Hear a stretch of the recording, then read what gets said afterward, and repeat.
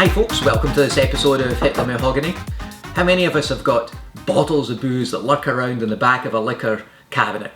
Actually, I've got quite a few, actually, because of everything that I do here. But there's always, I'm sure there's a few of you out there who've got a few anomalous looking bottles. Maybe you got a bottle of Absinthe. It was a great idea at the time. A lot of good cocktails with it though. Apricot Brandy. And maybe a bottle of Yellow Chartreuse hanging around. You're like, okay, I've got these, what am I going to do with them? I'll tell you what we'll do with them. We're going to make a Yellow Parrot. Alright, Yellow Parrot, not to be confused with the yellow bird. And certainly one that's a little bit odd. This one was originally noted, actually where it came from, who made it, one of these ones that is very questionable once more. It was pulled out of the Savoy cocktail book, and another one that was published around about the 1930s, but there was a book, where was it, 1922, Robert Vernier's Cocktails, How to Mix Them, and it was actually referenced there as well, and referenced as being a Bostonian drink. So, this is an interesting one, where it might be worth delving into a little bit more of the history about this in the future, because it's not clear where it actually came from. That aside, let's give it a shot. A few bizarre, well, I shouldn't say none of these drinks by themselves are bizarre, but it seems like a very bizarre mixture. Certainly a bit of a Francophile going on here. You know, Absinthe, where it originated from in France. You've got Chartreuse here, and then depending on which Apricot Brandy you're using, this is actually the Austrian, German one that I have here. I'm trying to remember actually. A little bit, anyway, Europe. So let's give this one a shot. This is an easy one to make, equal quantities. I'm going to be making 2 of these, so I'll double up the quantities as I do. And if somebody else doesn't drink it in the house, then as you know, I will polish it off myself. Could do with a drink this week actually, so we'll make it happen one way or another. Absinthe, that kind of aniseed, hints of licorice, very sweet, herbal, something that used to allegedly drive you nuts and was made illegal in quite a few countries because of that perspective. I suspect it was just probably because people drank so much of the damn stuff more than anything else. We'll delve into this one a little bit more in the future. But anyway, we've got the Absinthe here. It's going to be 1 ounce for each measure.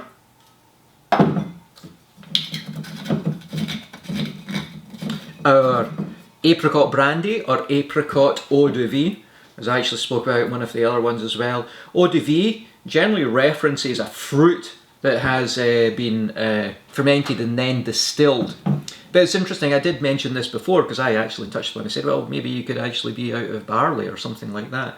But when you read a lot about Eau de Vie, it's actually from fruits.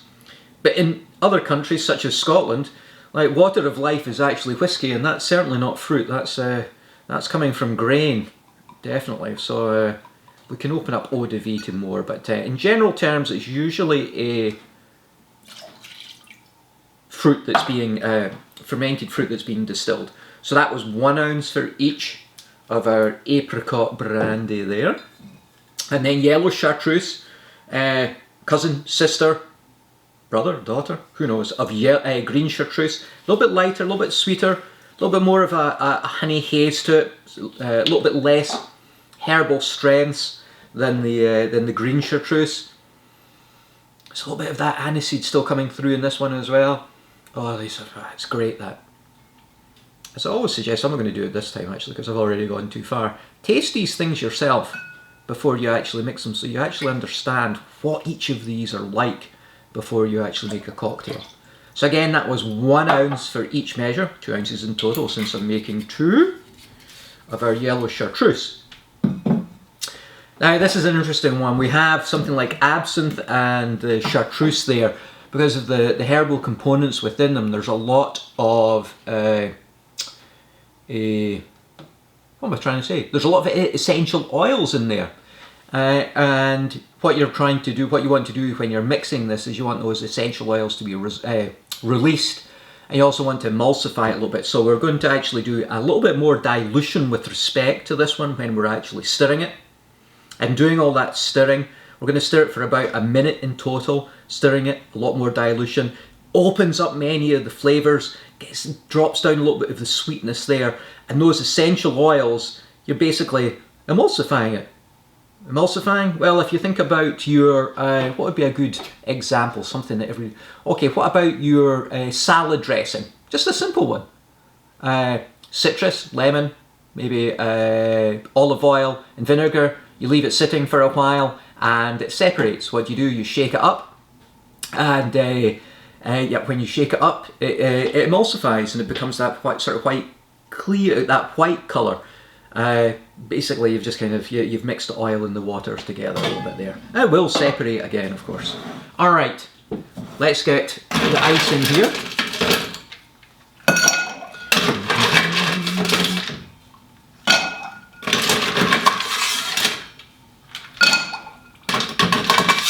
I put the ice bucket up on the shelf because people had asked me, where does your what have you got down there that you're digging the ice out of? It's just coming out of an ice bucket. That's it.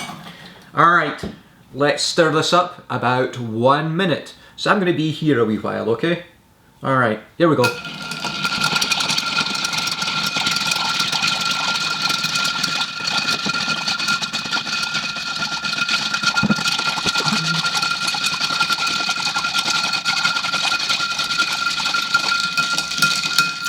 Okay, that's about 1 minute there.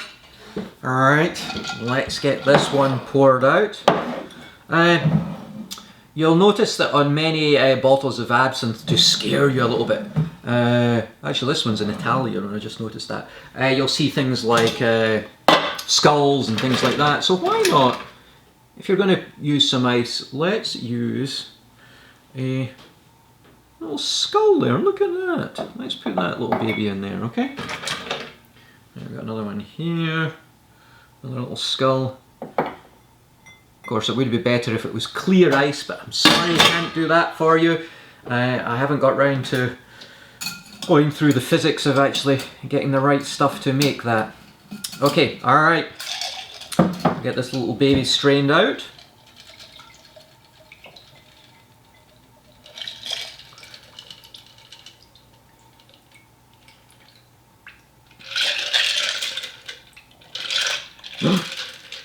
Skull fell over. There we go. Close in there. Okay. There we go. Now these are going to be sweet because of the liqueurs. You definitely want some lemon zest. Get this squeezed. Get the essential oil spritzed over the top of it there. Around the rim. And then in you go. Same with this one here. I don't know if the camera picks any of that up, but it's interesting. You can see all those oils hitting the surface. And of course, you'll see some videos out there, the bartender, whoever. It's oil. So if you heat that and you do the spray at the same time, you get a little burst of flame. Of course, that'll burn off all the oils. All right. Let's give our Yellow Parrot a little taste then. All right.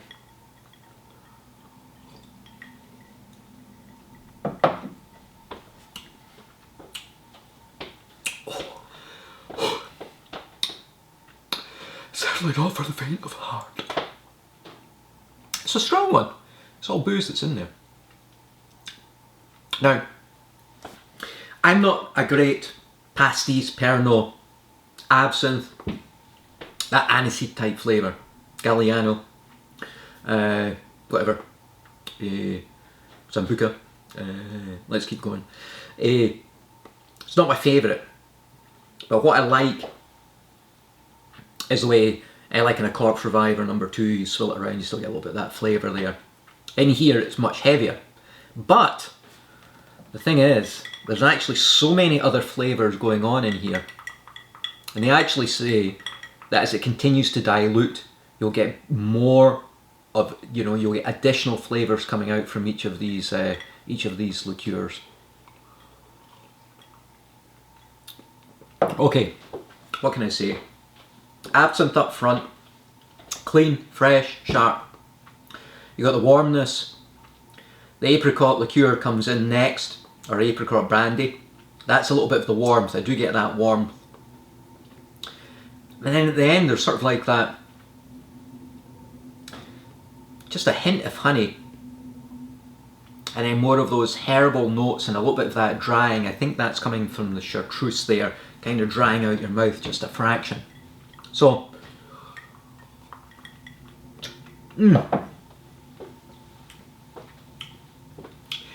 I think this is a good introduction to people for absinthe.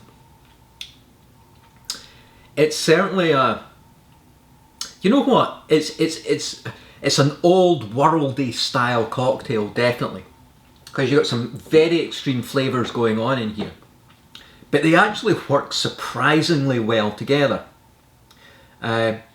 Clearly absinthe is up the front there, definitely, but I would tend to, I might add a little bit more to ice this and let this dilute a little bit further and see where it would travel and where it would actually take you.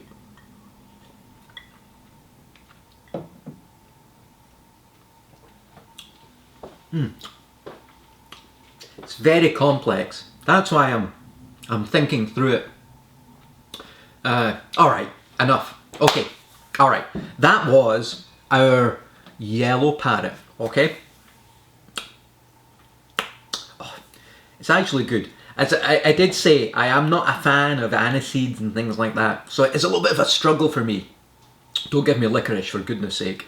It is a struggle. It's about one of the few things I'm like, I really struggle with.